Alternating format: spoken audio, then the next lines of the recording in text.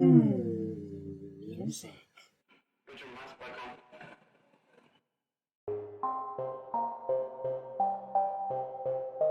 Hello, everybody. I honestly hadn't planned on doing another episode into the new year, and I know I haven't made that announcement to anybody. I know that y'all don't know this information until this very moment, but it's been a rough few months.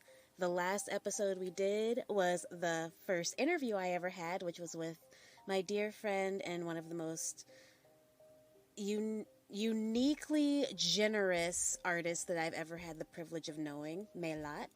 She's a local artist in Austin, and that was the last episode I left you guys on, and I didn't have any explanation for that.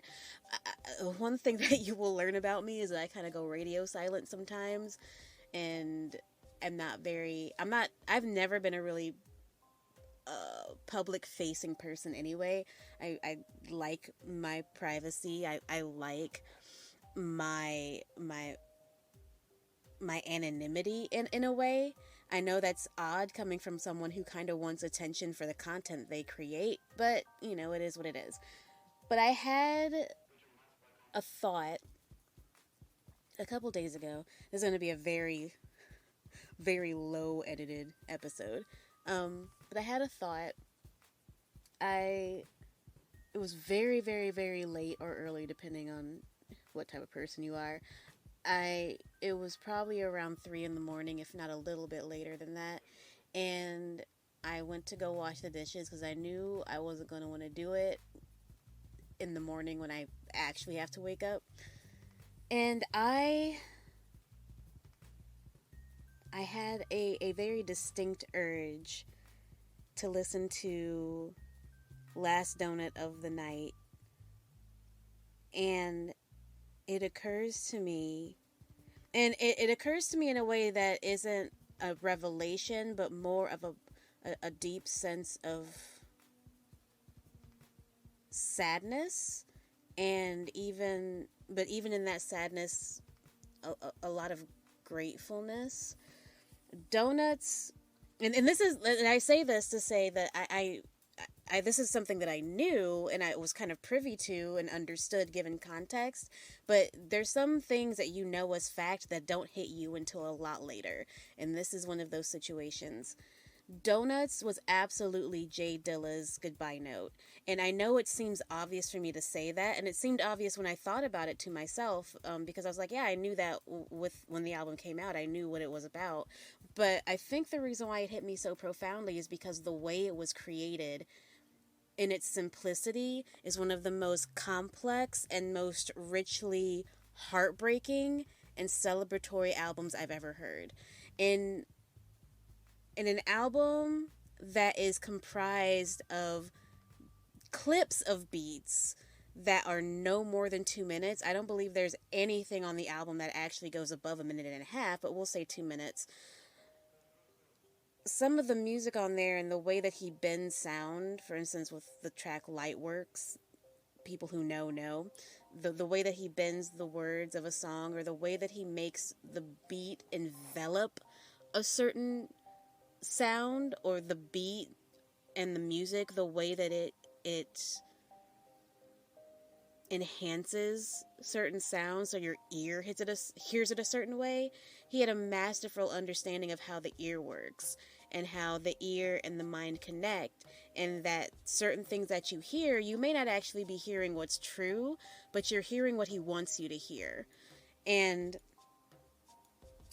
Last Donut of the Night, I think it was so interesting to make that it's not the final song of the night, which is even more interesting if you think about it in that context, but to make it the penultimate song on that album and calling it the Last Donut of the Night. That was even if not necessarily the final in terms of the ordering that he had it in, which I think I need to do more research on that before I make a general statement about it. But regardless, the way that it falls on the album as we know it, as it is, as the Last Donut of the Night, for that to come before the track Welcome to the Show, I think is very, very intentional, because the lyrics of The Last Stone of the Night, honestly, it comes in on on a hard on the hard consonant sound of I. You know, I be, you know, that sort of thing that it does in the track. And then there's a different vocal that comes in that starts with I'm not the man that I thought I would, and then B from that initial, you know, sort of vocal part is so,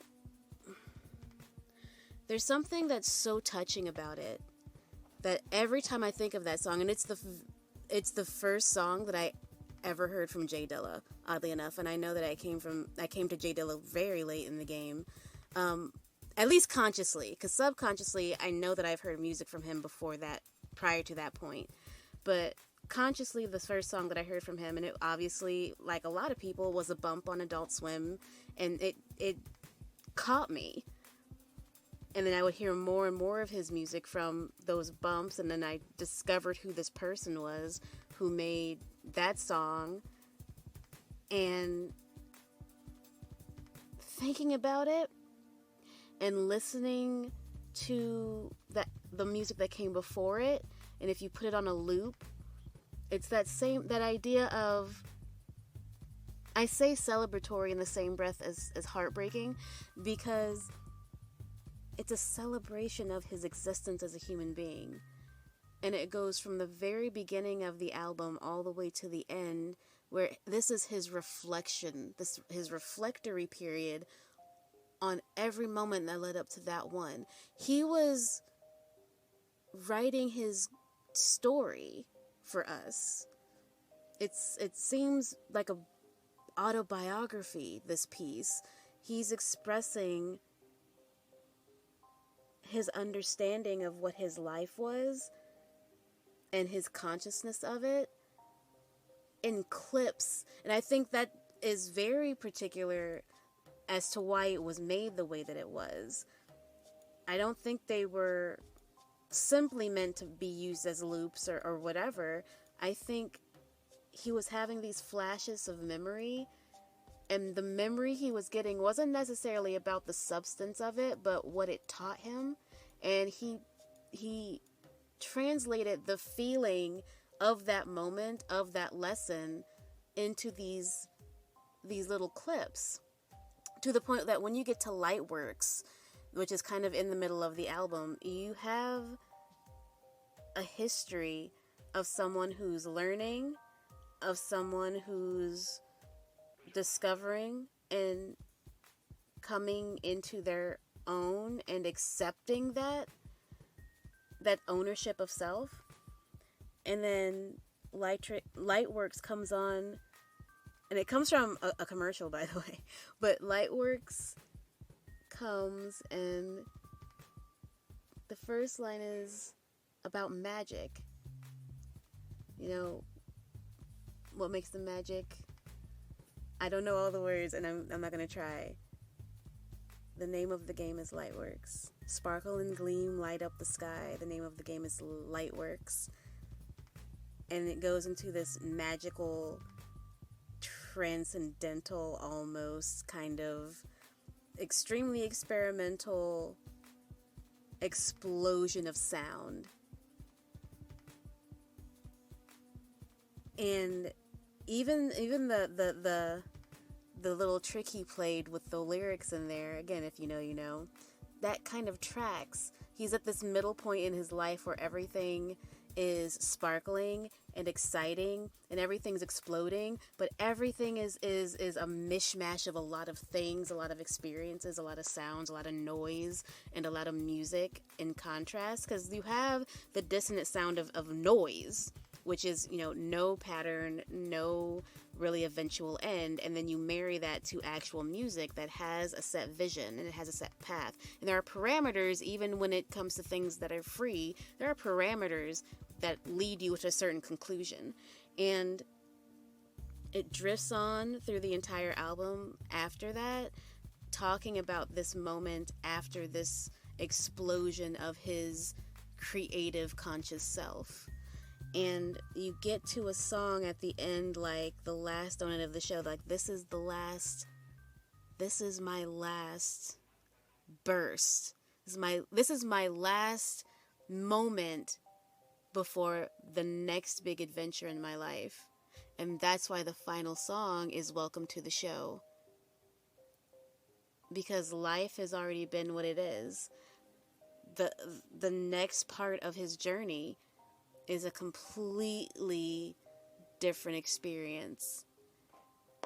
And that's why I hold true to the idea of transition as opposed to death. Because death means that there's no more.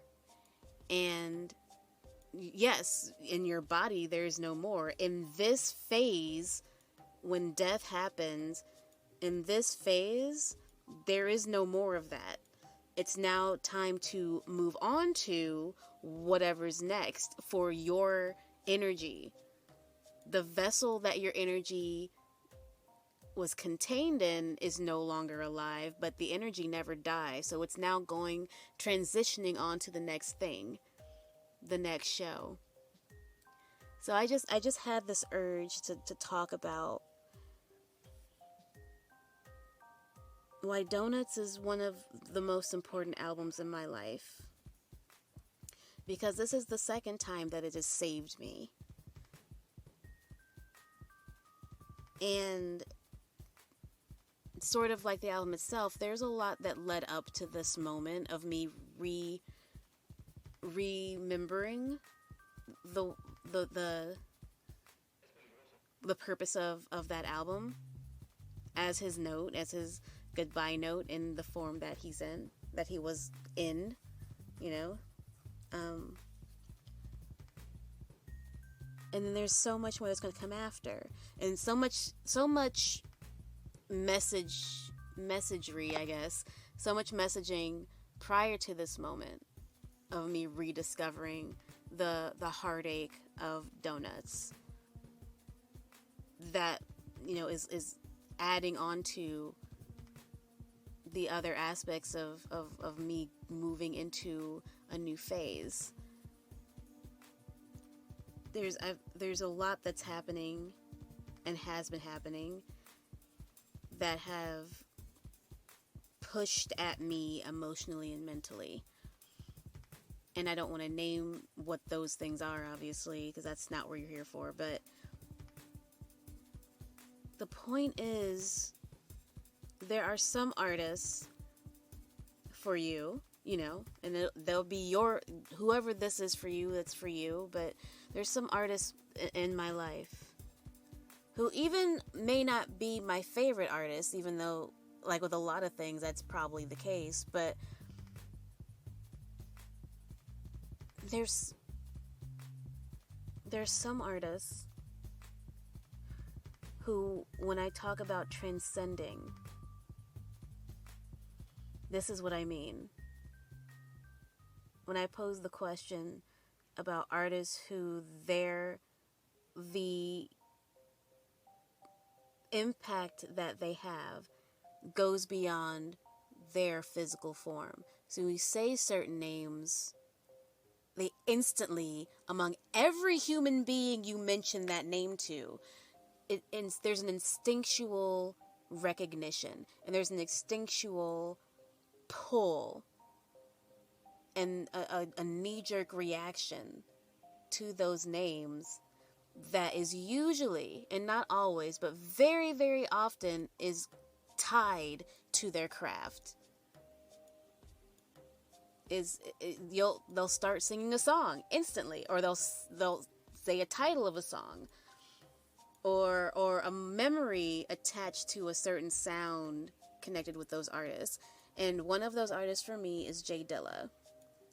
And for the sheer reason that he saved my cerebral life when I heard him, and I heard him when I was in high school.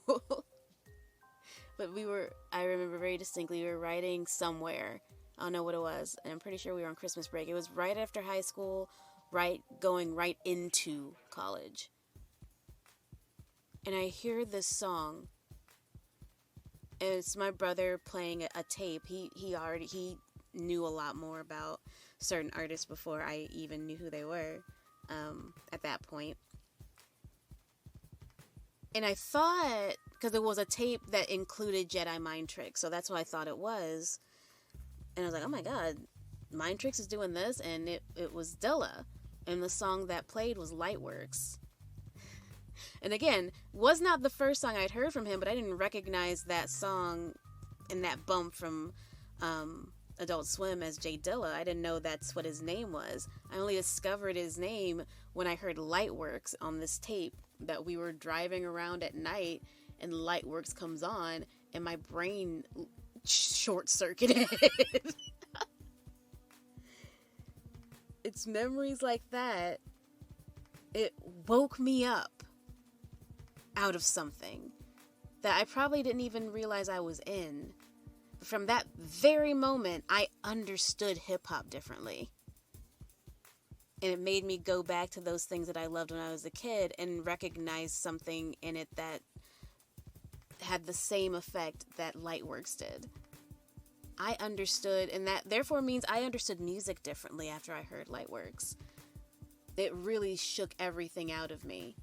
And now, some odd years later, that I will never tell you what that number is.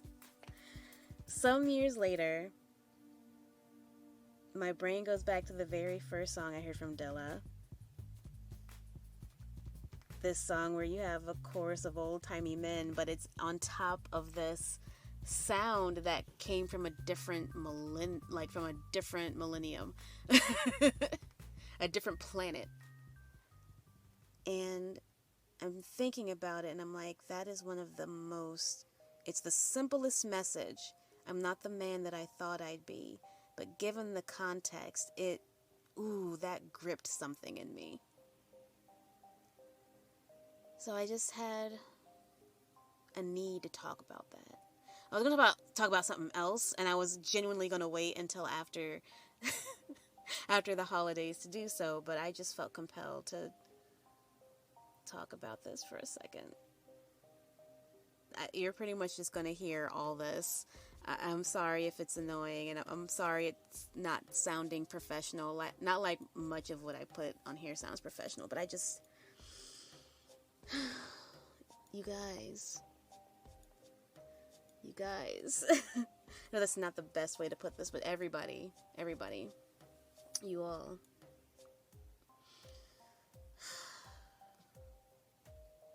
I hope, with all that I am, that you find the thing.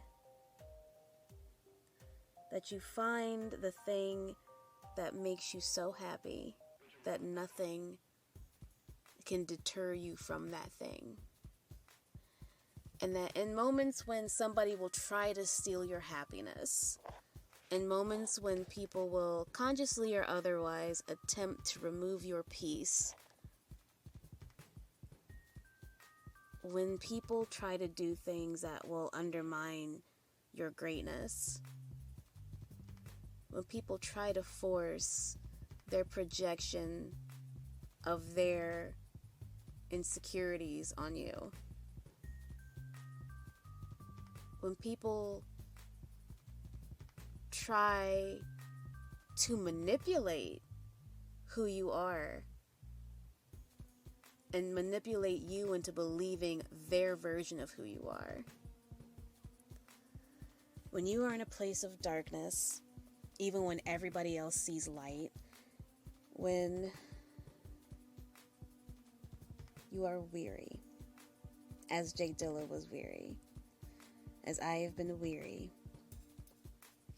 I hope with all of my being that the thing that has given you joy finds a way to crawl through all of that and reach you. You deserve happiness, you deserve light, and you'll never end this journey where you started. You're not who you thought you'd be. You're so much more. Thank you guys for listening to me ramble about J Dilla. I don't say it lightly. I say it with purpose. J Dilla saved my life.